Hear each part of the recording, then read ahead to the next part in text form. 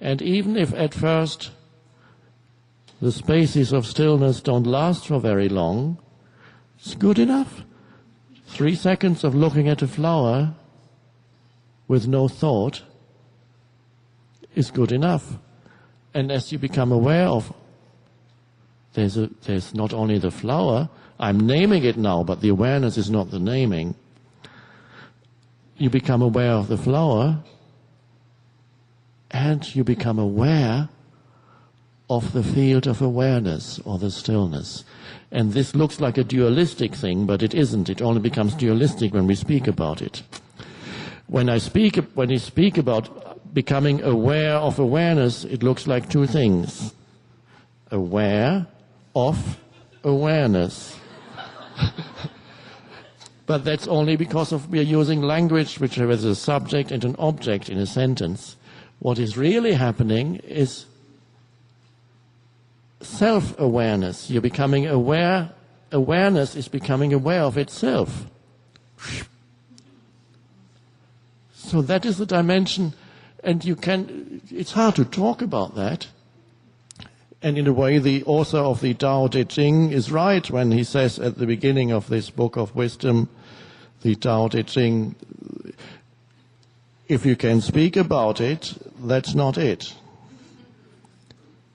So it's not, the words have to be seen as for what they are, just pointers. So this is a beautiful practice here. Walk around wherever you are, sit, stand, lie, walk. Be aware of yourself as the aware presence, as the stillness in which everything is seen and heard. And so you become like a little child. It's not for nothing that Jesus said, you must become as little children if you want to enter the kingdom of heaven. Now what he is pointing to, and he's not saying exactly that, it's always just an approximation. It does not mean you return to that state, because there's only that quality that a little child has in whom the conceptual reality has not yet developed.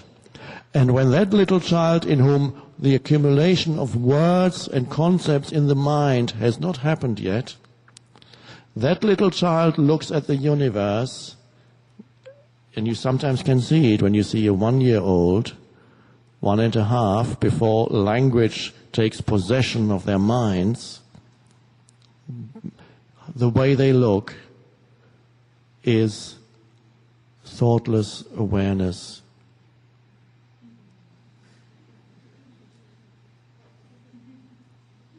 And then they smile at you. There's the pure joy of being.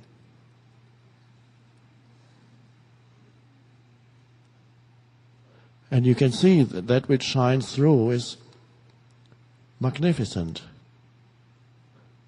And then gradually the veil descends, because the child is programmed to ask, the mind of the child is programmed to ask, Daddy, what's that? And then Daddy says, that's a tree. And then the mind says, tree. That's tree. Next time the child sees a tree, that open, complete openness is no longer quite as open. Because then the child looks at the tree and then the mind says, oh, tree.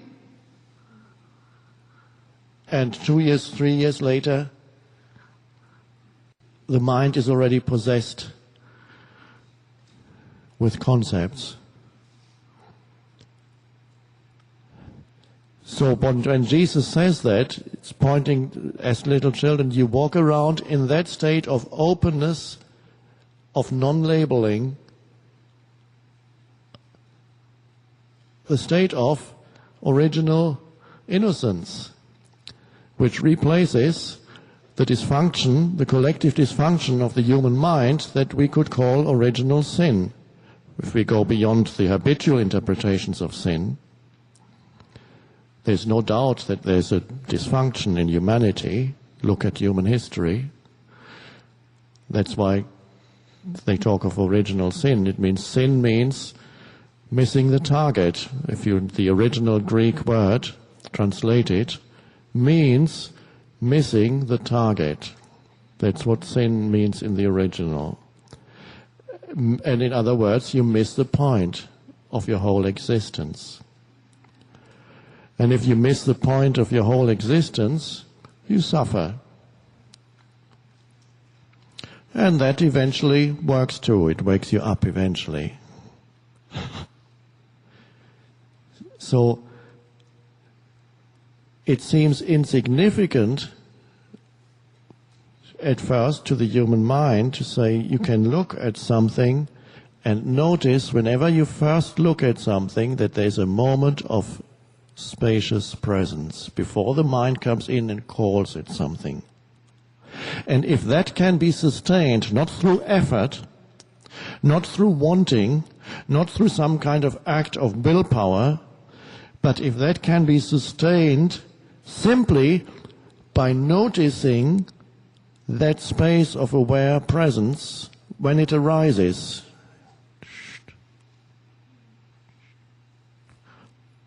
And then even as a human being comes into your field of vision, walks in through the door, appears in front of you, you look, and there's a moment of non-labeling. Let's say somebody you have never met before comes, and you look, and there's not a single thought in your head for perhaps 5 seconds.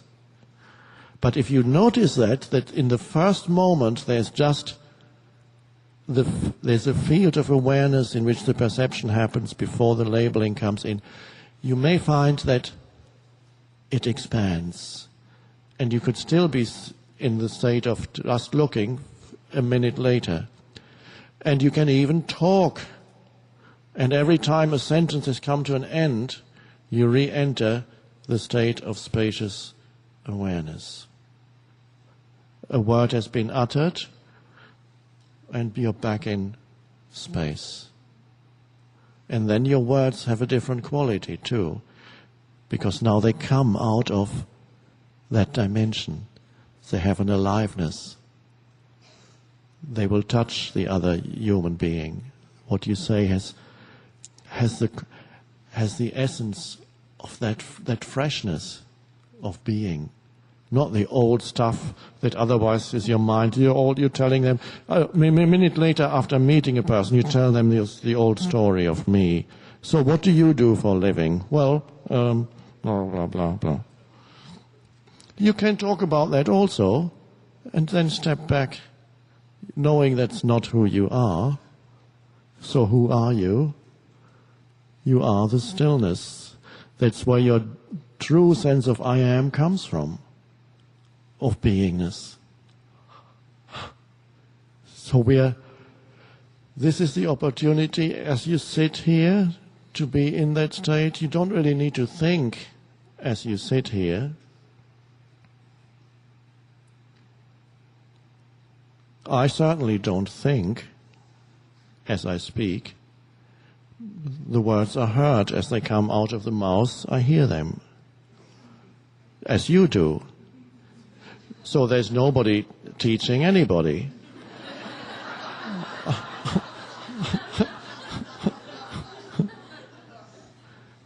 Do I know more than you? No, of course not.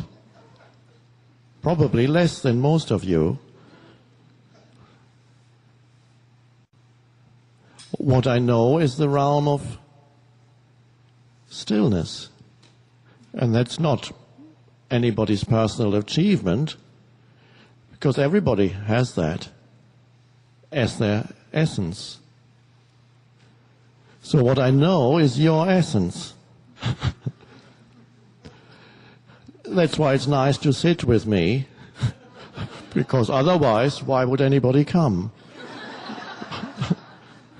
What you enjoy most is to be with yourself. But in the true sense, not the mind-made self, the deepest self.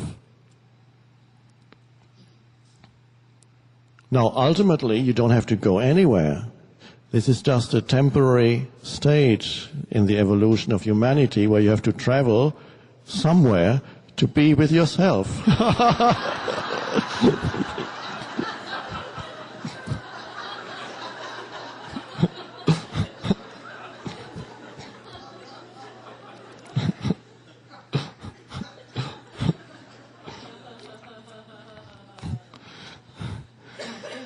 Now, some of you have traveled to India, and perhaps you already know you don't have to go to India.